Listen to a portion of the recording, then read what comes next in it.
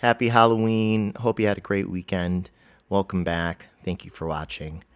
Um, wow, a lot of crazy dreams this weekend. I don't know about you, but for me, whoo, holy cow.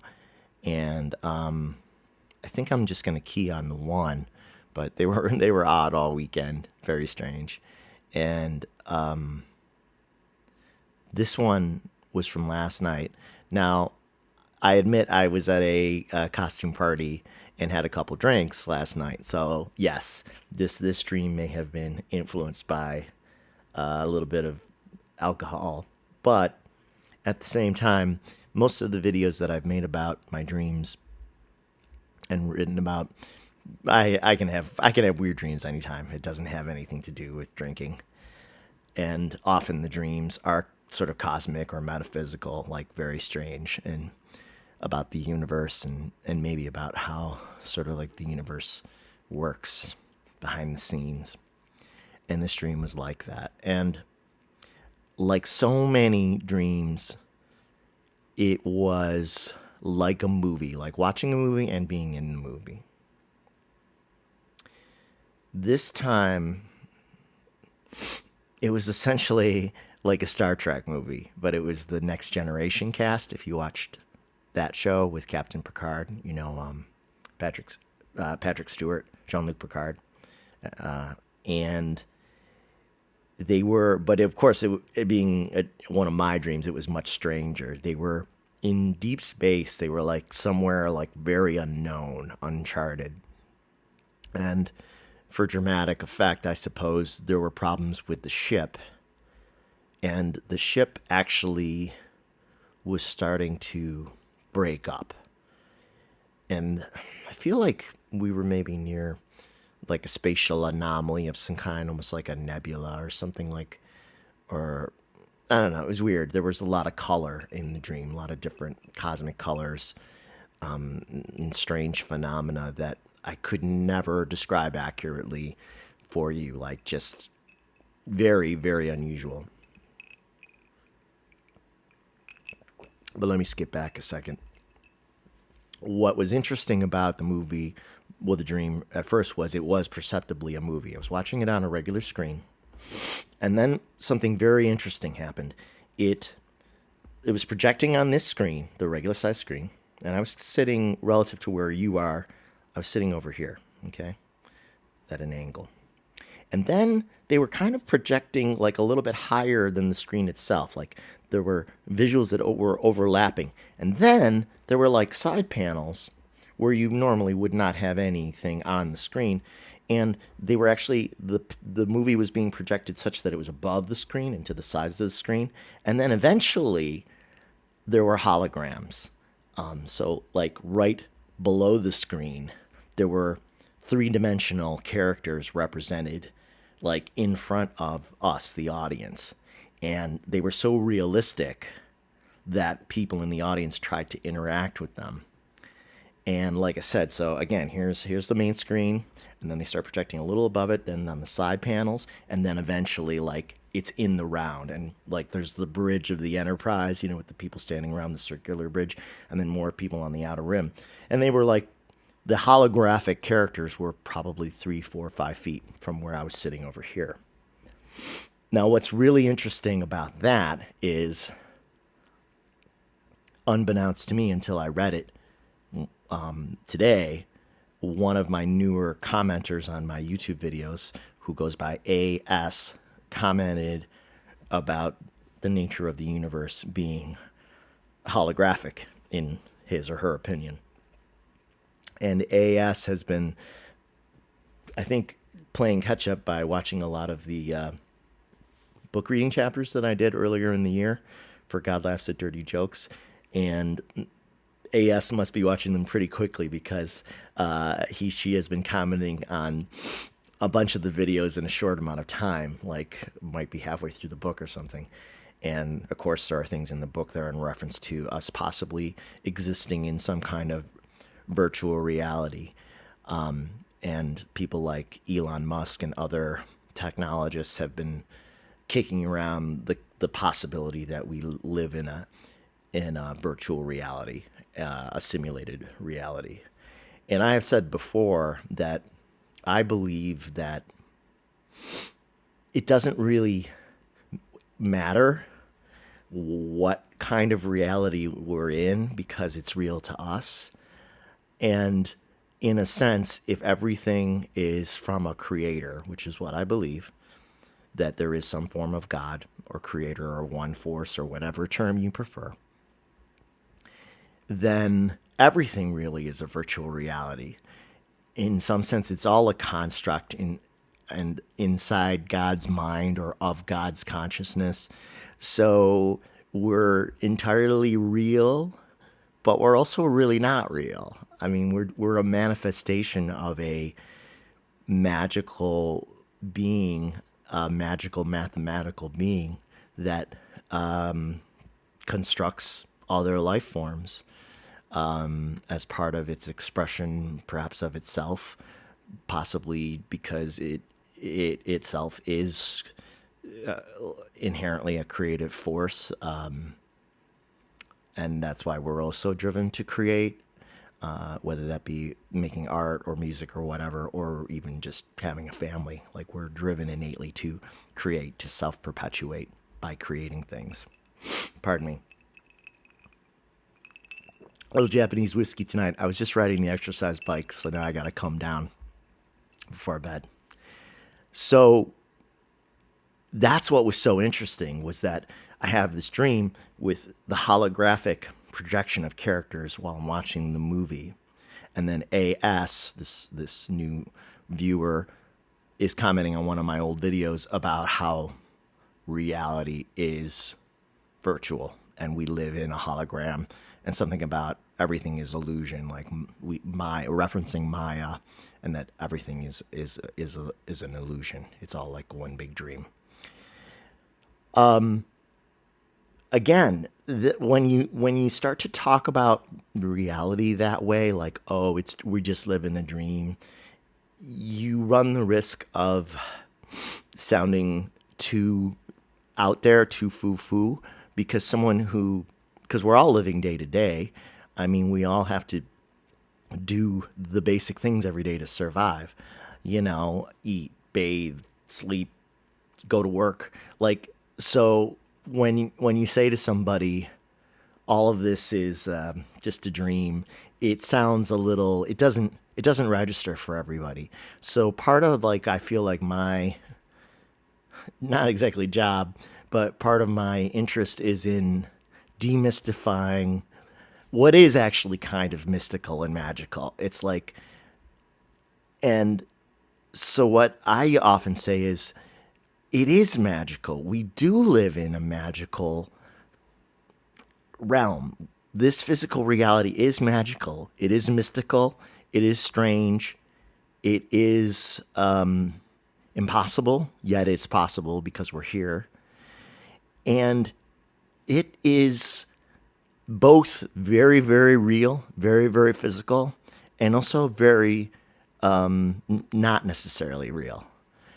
It could be, as, say, someone like Cash Peters has said, that when he does those transition pictures of people who've crossed over into the afterlife, he did one recently where someone walked by, like they had a view of their old life as they were walking through the metaphorical tunnel on the way to crossover, and they looked and they realized that their entire life had been a stage play, like they had been an actor on a stage. And poets and writers have been writing about this for a long time. There was a book I read in college called It's a Stage Play World. So depending on how you think of it, we are in a movie. We are all actors in the play. We are all playing roles, and we are both watching the play, the movie, and participating in the play and the movie. And it's everything we experience within it is absolutely real to us, even if it's all sort of God's dream. So now I'm talking in a bit of a circle, but let me jump back to my dream, because there's more about this Star Trek dream, and it gets stranger, of course, naturally. given that it's one of my dreams. So I will not be able to describe for you properly what I experienced in the dream. But as I was watching this movie that doesn't exist, it went in between like watching it as a movie and then being a participant in it. Like either I was Captain Picard or I was another crew member. So then it was getting blurry as to whether I was watching it or in it. But it was both, really. But the special effects in the movie were all just crazy. Like we were in some area of space that looked completely unfamiliar, unlike anything I've seen in any photograph about what space looks like. There were all these colors and shapes and things swirling around. So much so that, like I said, I can't do it justice. But I was just aware of how vast and mysterious and unknowable it all was from a human perspective. I was like out we were out in deep space exploring, but we were kind of in over our heads. I was like, wow, this is so strange, like out here. And it felt really far away. And I've said this before too. I've had several dreams where I'm in deep space where I feel far away. I might actually be far away. Who knows, where we go when we dream, the astral projection that some people believe is part of dreaming. Definitely possible in my opinion. But it felt so foreign and so far away, so unlike anything I've experienced in daily life, in our 3D world or our hologram. So as we're in deep space, it occurs to me that we're in trouble. The ship is in trouble. The ship is apparently about to break up, and people are trying to figure out how to survive the ship breaking up. But this seems impossible to me because there's no other ships nearby. So like everybody's getting into spacesuits to try to survive floating in space together, but who's going to rescue us anyway? So at one point the ship does disintegrate, and it's kind of like it was there and then it wasn't there, and then we were all floating in space, and I was with someone, but it was like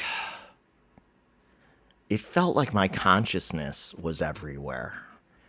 Like it felt like it was spread over this whole area where all the people were spread, us just floating like sort of like in like a nebula, like a colored nebula, and maybe near a planet or a star, I'm not sure, but nowhere near anywhere safe. And I realized that I was communicating telepathically with someone else who was floating, and we were talking about what we would try to do, but really there wasn't really much to do. And then it seemed like, okay, we're not going to survive this. And then it seemed like things were over, like we were gone. And in our place was a reconstituted Starship Enterprise with a completely different crew, and everybody who had been on the old ship, including me, was on the new ship, but we were different people. It was as if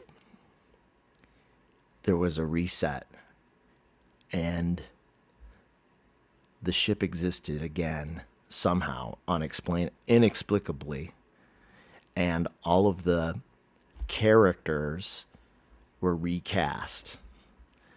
Yet, that was like normal. So it was almost like dying and being reincarnated somehow, like a reset button. And so when I read the message from AS, the comment from AS on one of my old videos today, talking about, all of reality being an illusion, we live in a hologram, All of life is cycles, like repeating cycles. And this relates to astrology too. You know, some of the psychics are talking about the Pluto return that's coming up because Pluto hasn't been in its position relative to Earth for 250 years because it takes that long for it to orbit the sun. And so there's belief among many people, including myself, that energies and events get attached to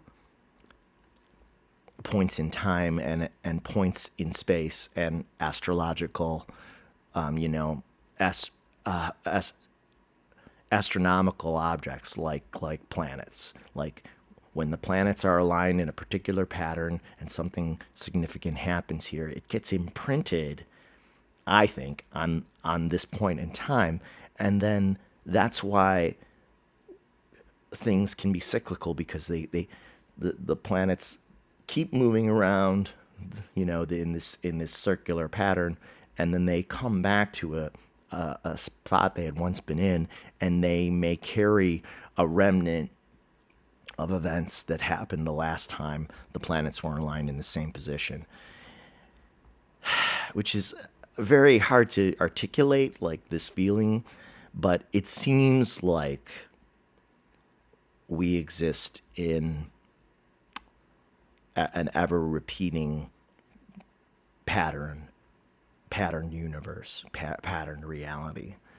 So that also fits the idea of reincarnation, that everything is on a wheel. Like you have your time to live as this version of yourself, and then you live, and then you die, and then you go back to source or whatever, wherever we go, and then you decide to jump back on the wheel at some point and you go back again, and the wheel keeps turning, and the events that get imprinted on the wheel of time get stamped into the astrology and the astronomy of time. And so that's how those energies will come back into play. Like some people believe that the United States is experiencing its second revolution. This is a primarily bloodless revolution, but there are revolutionary energies that are tied to the last time Pluto was in this physical position relative to Earth, which was when the country was founded 250 years ago. And so all of the events that are attached to the founding of America, when Pluto was at this point in the sky, they took 250 years to go around the sun with Pluto, and then we're back and we have to deal with them again. Like it's a stamp on time. So time is a wheel. Again, I'm just sort of spouting off the top of my head. I feel these things intuitively and like also like intellectually, but don't take them as gospel. They're ideas, they're possibilities of how things may work, but I'm not saying that they are exactly how things work. But I know that I feel strongly that my dreams are plugged into some of the underlying forces or mechanics of the universe, and that my interest in metaphysics, my interest in how things work, is why I have these kinds of dreams. And I think it also has to do with my astrological sign. Like Pisces is said to be, I've said this before too, you know, half within the physical world and halfway in the stars, halfway on the other side. And we apparently Pisces, we represent sometimes the unreal, which can be both good and bad. But we might be manifestors of the unreal, or the possibilities, the unreal possibilities that become real. And some people say that it was sort of there were Pisces aspects to the last presidency, that the last president was sort of working with Piscean energy to make the unreal real by constructing his own version of reality, which was delusional, but yet he was a successful manifester to an extent, but not all the way, because spirit and light were not with his intentions, because his intentions were and are malevolent. And so when you try to be a manifester, when you try to be a magician, like in the tarot, but your intentions are bad, you will eventually fail. Like, it may take a long time, but spirit's not with you. Spirit is with the people who are trying to manifest the best things, the best results, the better results for the most people, the altruistic results, the generous results, the selfless results, the loving results. And so over time, the light always wins, spirit always wins. And you can only go against that for so long before the universe bucks you, because no one can be a better manifester than God. And beyond a certain point, certain manifestations I don't think are really allowed. You're not allowed to disrupt the fabric of reality just because you don't get your way. But certainly many people have tried.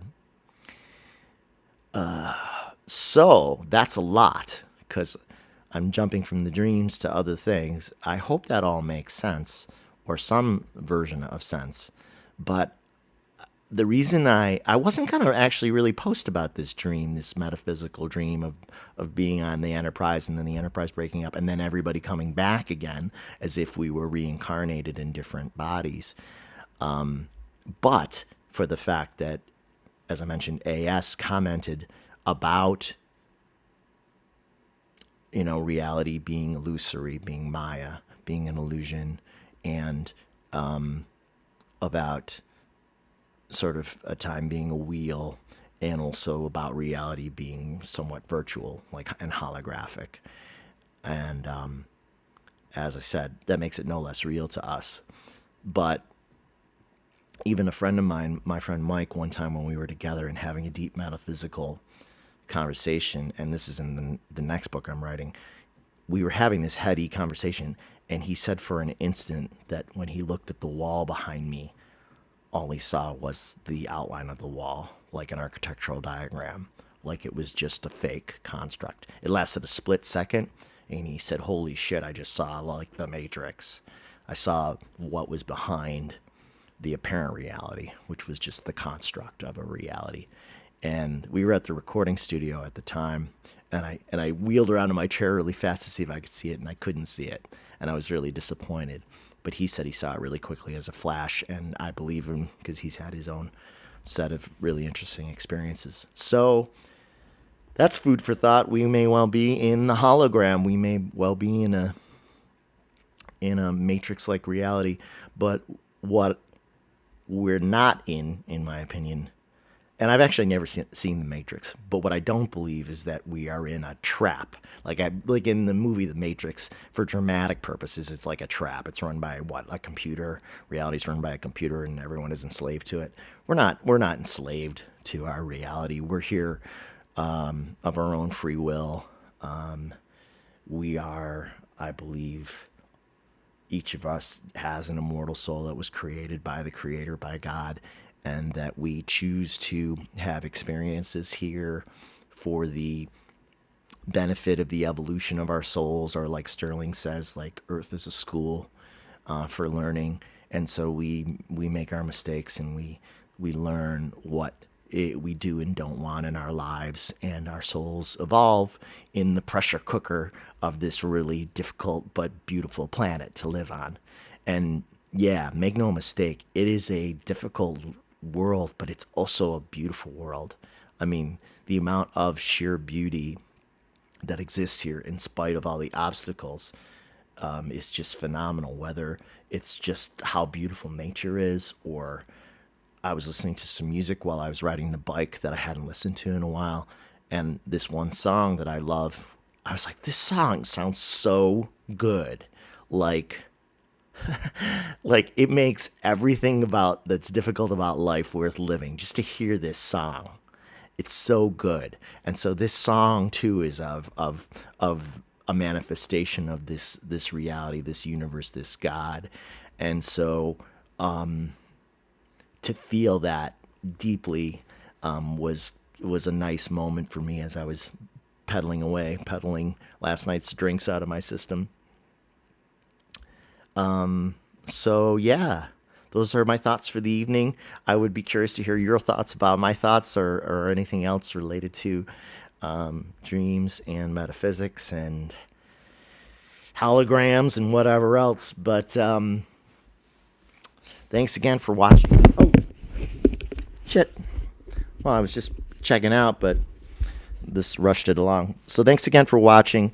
Thank you for your interest and